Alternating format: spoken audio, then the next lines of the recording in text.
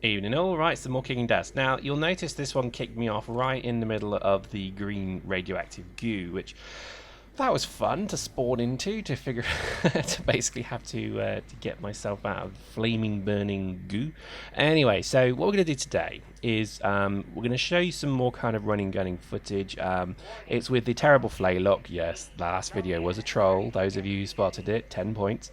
But the I think really what we're going to do today is also look at some of the comments that we've been getting. Lots of questions coming through, and I thought it might be good just to go through a few of them. So the first one is around dropships. A lot of people are having issues flying them, and or maybe not flying them, but landing them particularly. That seems to be the difficult bit.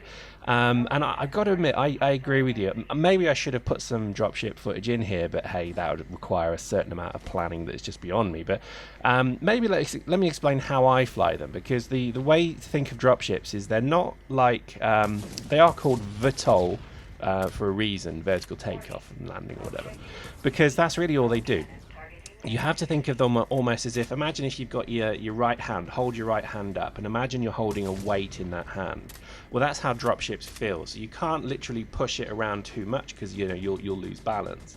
The way to think of it is when you want to go forward, you just lean forward, and I think that's a very kind of, almost like you're balancing plates or whatever you want. Whatever analogy works for you, you're almost balancing plates. It's all about tilting. So just think of the word tilting as pretty much key to dropships, and you'll be pretty good, because it's not about taking off, then pressing a button, and then you're zooming forward. It's actually more like a helicopter than anything. You're having to angle to move forward, then you angle back to go back, and all this, and really that's pretty much the key. If you can figure that out, then you'll become very familiar with it. I think you need to understand that, otherwise you are just going to assume it's like a jet fighter, and you'll be like pushing forward, pressing lift, and you'll be like, what's going on, and you'll lose control.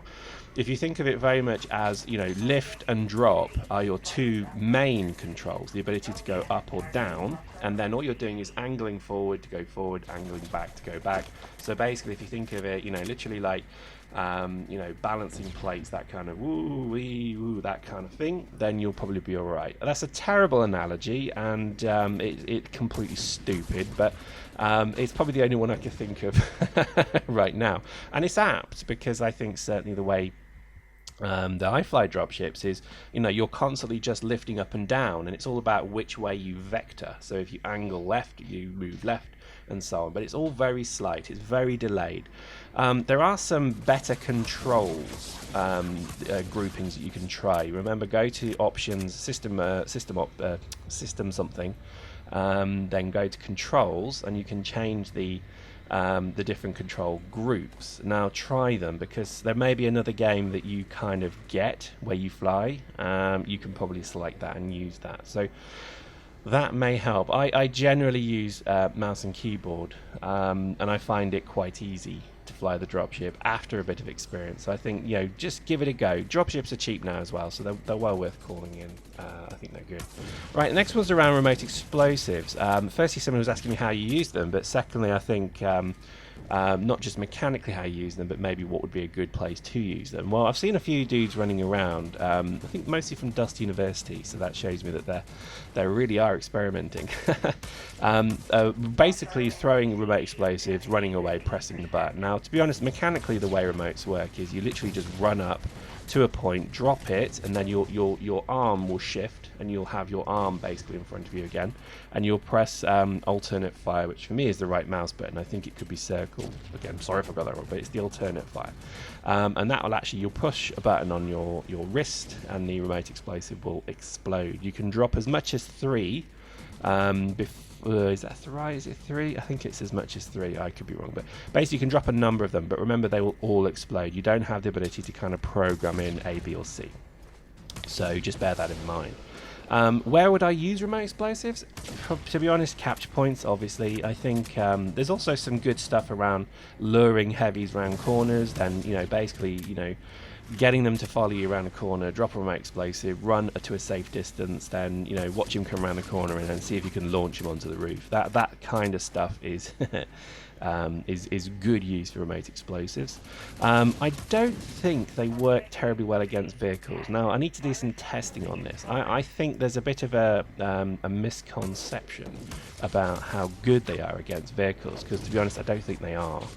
Let me explain. I actually laid a trap for a tank. It was only a militia tank. And this tank rolled over my remote explosives. I pressed button, and it was just as if a grenade had hit it. So I could be wrong. It may be maybe something I did wrong, but they weren't proximities. Proximities are different, remember. They are things that you can leave as mine. So you basically leave them for, like that, like for cars to drive over, basically. They're good, actually. I think more people should use proximities, because you get trickle kills with them. Basically, people will just drive an LAV over it, boom, you get, you know, it could be 100 something points, and if you do that 2 or 3 times a map, then it's equivalent to say 6 kills. So it's worth doing. I think you know, you do get a quite a good return on proximities. So there we go. I think that's kind of the you know, the thing with remote explosives. I'd recommend more people use them, but I just can't imagine you know, a lot of people you know, skilling them up. That's probably the only issue with them, is you do need to put a bit of skill within them. There we go. Okay, so next one is forge guns. Forge guns, yes, they should absolutely have an aim zoom function. I can't believe they don't. They should have some target. I mean, you think about it, it's a high-tech anti-material, you know, railgun rifle, or rather, you know, anti-vehicle, whatever you want to call it. It's a big, you know, BFG basically, and it's not got no sight on it. That's ridiculous. Even the pistol, even this Flaylock has a sight on it. So I don't know, maybe it should. I think there should be some kind of cool overview that shows you maybe, you know, hit points or something amazing like that. That's really all it needs, just something pretty awesome. But again, I think, you know, the the forge gun is just an absolute beast of a gun. I rate it massively. I think, you know, if I had a choice between, you know, swarm launchers and forge gun, I would probably it depends. I would recommend the forge gun every time, but there is always an issue with the forge gun, that in that you have to have a suit to put it on. So there's no point putting a 100k-isk rifle gun onto a malicious suit. I mean, you can, but it's gonna be vulnerable. So I think, you know, for me, I was quite happy to do that, just because I got, you know, heavy suit level 3, and that gave me all I need. I mean, that's just you know, an advanced suit that was good. But I think you know, that's probably the only kicker with them, because they have an instant fire as well. So once you fire, you know, you're pretty much vaporizing whatever it hits. There's no revival with it as well, which is just absolutely sweet. So you can really balls up gangs. So if you see little gangs running around with a Logi in the middle of them, aim for the Logi, then that's it, their gang's in trouble.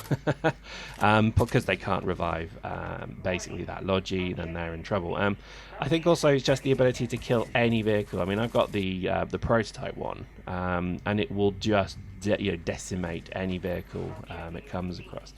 I've had a few kind of very brave people say to me, "Not my tank will tank you." No, I've killed, you know, there's I don't think there's a single tank that I haven't maybe killed with my forge gun. Again, this is, you know, some of the better tankers in the game.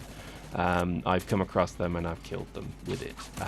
Sometimes you maybe need 2 forge gunners, sometimes you maybe need a bit of a team, but again, with the combination of forge gun and AV grenades, you know, if you can get into the right position, there is no tank in the game that can withstand you. And I stand by that statement.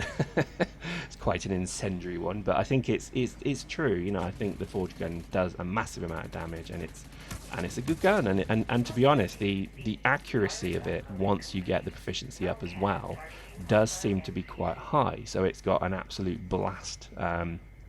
It's got an absolute accuracy plus the blast radius and so on. So I rate it. I think it's very good. Swarm launchers are just as good if you don't want to have to go and get another suit. So I actually quite like swarm launchers, but they're obviously a delayed response. Plus they can be evaded. Plus they are absolutely exclusively only anti-vehicle, which is a bit bad. But there we go. So some quick questions answered. If you've got any more, drop me an email, or send a comment to me, or drop me an email on YouTube. Just you know, it's all great reading your questions, and hopefully this has been of use. And there we go, 21 and 2 with a terrible gun that I would recommend no one use because it's underpowered. So, just a final reminder: squadb.com is up. Go and have a look at it. It's certainly developing. We've got twitter.com. Follow me on Twitter, CEO PYREX, and also if you have a moment, go and like.squadb. That's our Facebook page where we're linking stuff, and hopefully you'll come like us on that. So, hope you enjoyed that. We'll see you next time.